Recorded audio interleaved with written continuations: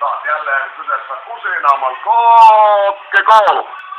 Ja seuraavaksi tutustumme itävaltalaisiin tuotteisiin. Itävallassa on hienoa kuisiinia. Itävallassa on vuosia tehty erittäin hienoa ruokia, kaikenlaisia mitälliesteleitä, nuudeleita ja kaikkea muuta. Kuten kuningas muuskin maassa, niin Itävallassa osataan tehdä myös viinaa. Ja tällä kertaa tutustumme itävaltalaiseen tuotteeseen Strohrommi. Huomatkaa 80.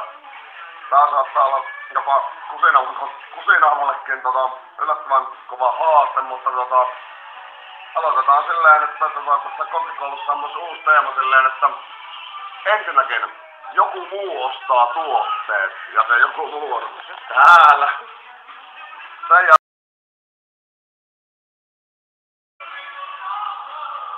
Mä oon muuten jännittävän parissa, niinku ihan kaiken kaikkiaan.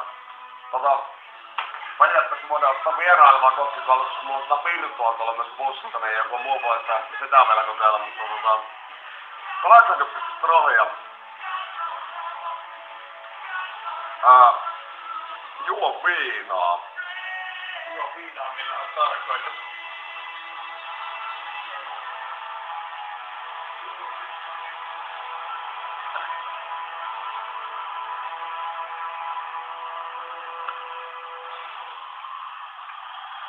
No niin, ykkösellä avas. Ei lähde. No lähtee joo. Lentää siis laastaa laastaa.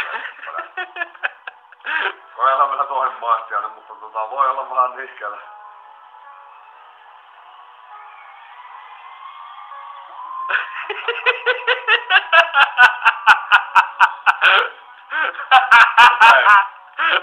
Eiköhän niinku näin ei niinku tämä enempää mene. Itävallasta tuli toinenkin voittaja ilmeisesti. Joo, ensimmäisen lisäksi. Näin. No niin, mutta kun siinä kokkikoulu päättää tästä oikeastaan tähän.